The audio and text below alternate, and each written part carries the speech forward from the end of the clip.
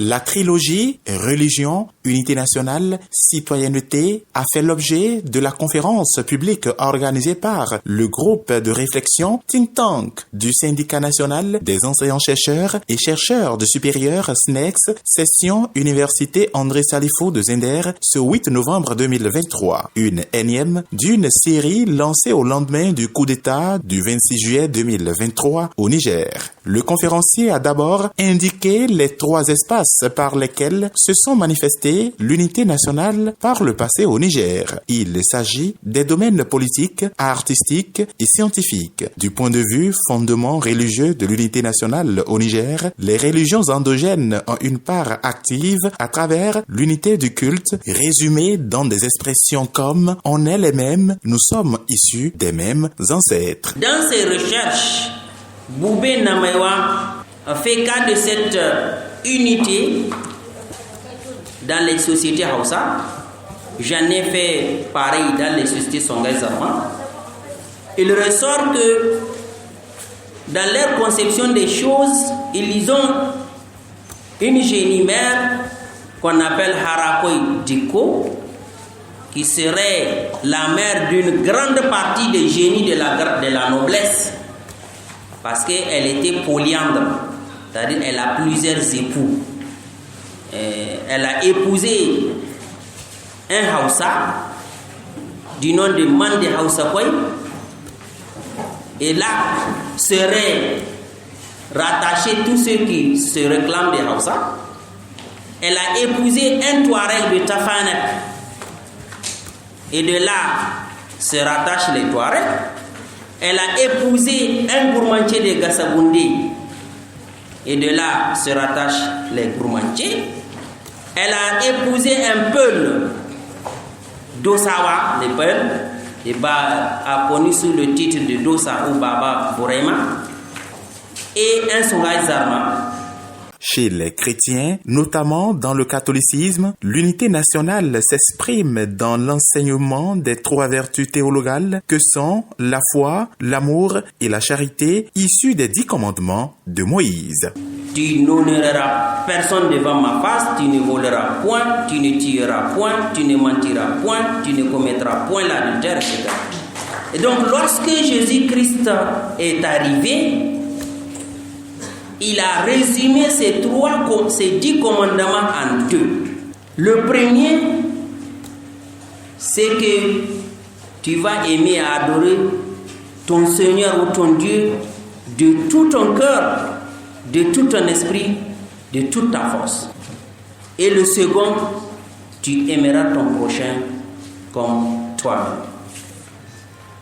Et cet amour des chrétiens a été traduit en actes dans ces 3 vertus théologales, notamment les 2, l'amour et la charité. Et j'ai cru comprendre que le Coran leur a fait ce témoignage. Du côté de l'islam, le conférencier rappelle les 21 principes faisant appel à l'unité nationale. Nous avons les 5 piliers de l'islam et les 6 piliers de la foi qui unissent l'ensemble des musulmans autour d'un seul idéal. Ces éléments font en sorte que tous les musulmans, sans exception, se retrouvent dedans, et ils ne sont qu'unis dans ces premiers 11 éléments. Pas seulement les musulmans au Niger, même les chrétiens et même certains qui se réclament de l'animisme se retrouvent dans certains de ces principes que je vais évoquer. Parce qu'au Niger, la particularité du Niger, c'est que même les chrétiens du Niger sont des chrétiens de culture islamique. Je n'ai rien inventé, je cite professeur Mocho Koko Henri. Il dit « Je suis chrétien de culture musulmane ». La lutte pour la conscience citoyenne a été le cheval de bataille des religieux au Niger. Plusieurs figures de proue se sont illustrées et ont marqué l'histoire comme c'était le cas au Bénin, au Congo, en Afrique du Sud et ailleurs. D'habitude, les évêques, enfin les archevêques au Niger sont constamment associés au débat national. Ils sont consultés des fois pour donner leur point de vue sur des décisions concernant le sort de la nation. On se rappelle que Cheikh Omar Ismail, qui était presque le conseiller spécial de Seyni Kounché, à l'ombre, avait calmé beaucoup de tensions au Niger. C'était son collaborateur, Khalid Jibo, qui dirigeait la mosquée de vendredi du Grand Marché, et d'autres tels que Idrissa Bondaba, tels que Salih Ahmed Lazare, avant qu'il y ait des dissensions que lui il se soit désolidarisé, et d'autres comme Malan Koïs, qui étaient des grandes renommées dans la gestion de la question de l'unité nationale au Niger. Tout mis ensemble, l'histoire de l'unité nationale du Niger continue d'être la mémoire du peuple nigérien. À preuve, le conférencier pointe du doigt l'unanimité des populations derrière le Conseil national pour la sauvegarde de la patrie CNSP au lendemain du coup d'État du 26 juillet 2023. Et aujourd'hui, l'unité nationale au Niger, vous l'avez vu après le coup d'État, ça a été prêché par tous les oulémas. On pourrait dire, sans risque de se tromper, que la religion est le deuxième bras armé du CNSP. Pour les participants, cette thématique vient combler leurs attentes. L'origine de la race noire est le symbole et l'expression de l'unité, à en croire certains. Au moment où la CEDEAO donc voulait faire une attaque contre le Niger, je me rappelais, les Ghanéens donc ont interpellé leur président à un peu chercher l'historique du royaume d'Ashanti. Ils ont dit donc qu'ils ont des relations, je ne sais pas, parentales ou amicales avec ce peuple, donc avec ce royaume et les Songhai Zarma. Et c'est vraiment un aspect très important donc, qui nous a épargné donc, cette attaque donc, de la CEDEAO. Une expérience que j'ai vécue étant enseignante à Tilaberi, j'ai une fois entendu donc, un quartier nommé Zongo. J'ai demandé à un enseignant pourquoi en milieu Zarma on trouve un quartier nommé Zongo.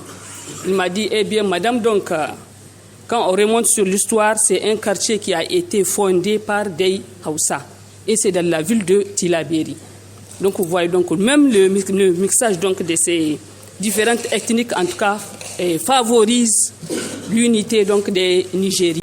Professeur Kofi Gomez, qui nous interpelle sur les fausses origines des Africains. À partir du moment où nous avons été colonisés par les Arabes, nous avions été colonisés par les Blancs, il y a des Africains qui s'inventent des origines arabes, qui disent qu'ils sont même des descendants du prophète sallallahu alayhi wa sallam, qui disent qu'ils sont d'origine juive, alors que ces peuples-là sont venus de l'Afrique, du noir. Voilà pour citer Kofi Gomez, et ce n'est pas pour répondre à la place de Jardaï, mais il faut que les gens sachent que nous n'avons aucun complexe vis-à-vis des autres. Le peuple nigérien, face à l'impérialisme, a constaté qu'il n'a que Dieu. Nous ne pouvons pas faire face à l'impérialisme par nos moyens, même pas par notre détermination, mais un peuple qui a la religion. Le fondement religieux, dans ses dimensions endogènes et exogènes, est soutenu par d'autres, même si un autre participant suggère le principe de la méritocratie.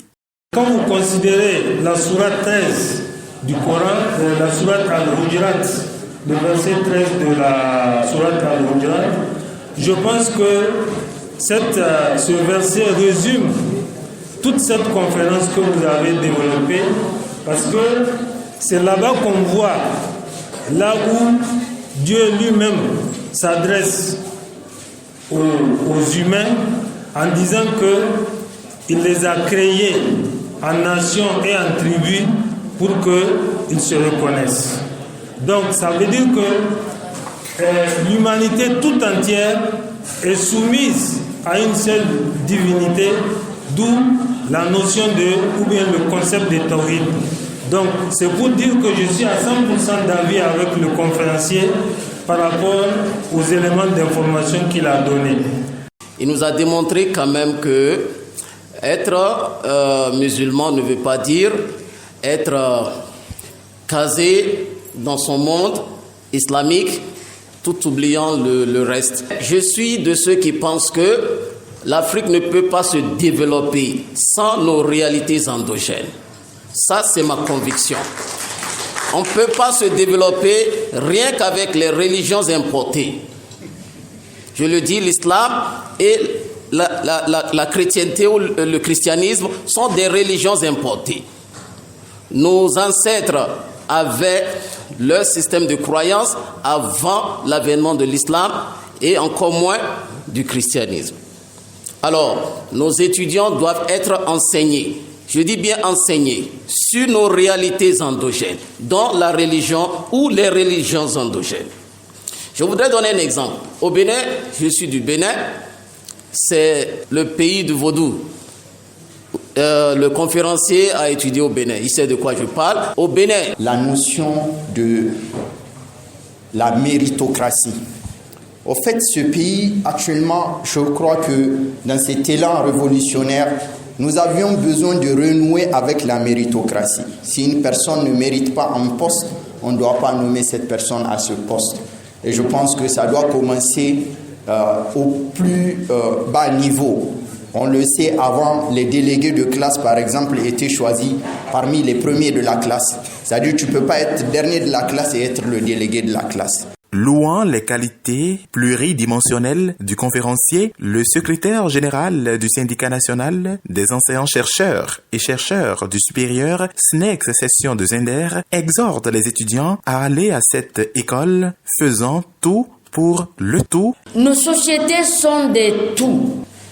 Passer de l'animisme au christianisme en passant par l'islam qui est sa propre spécialité, vous comprenez que il faut un tout pour faire du tout. En 1920, c'est à partir de la région de Filengue qu'ont apparu les toutes premières formes de Hauka. Les Hauka ont commencé à apparaître à partir de la Première Guerre mondiale. Quand les gens sont revenus, les gens ont commencé par crier, et les gens ont commencé par être possédés. Et quand ils ont commencé par être possédés, le colonisateur a dit que ça va être un effet contre-productif pour les travaux forcés. Et on a pris tous ceux qui étaient des acteurs du Hauka, on les a menés en prison. Mais ce qui avait surpris naturellement le colonisateur, mais c'est à partir des cellules de la prison de Filengue que les esprits ont pu faire extraire tous ceux qui étaient arrêtés comme étant des acteurs. Et c'est des gens qui sont retournés effectivement pour engager finalement le combat contre la colonisation. Cette conférence aura le mérite de replonger les participants dans l'histoire politico-socio-culturelle du Niger pour puiser des bases morales susceptibles de renforcer l'unité nationale selon les participants. Cap est désormais mis sur le prochain rendez-vous de cette série de conférences.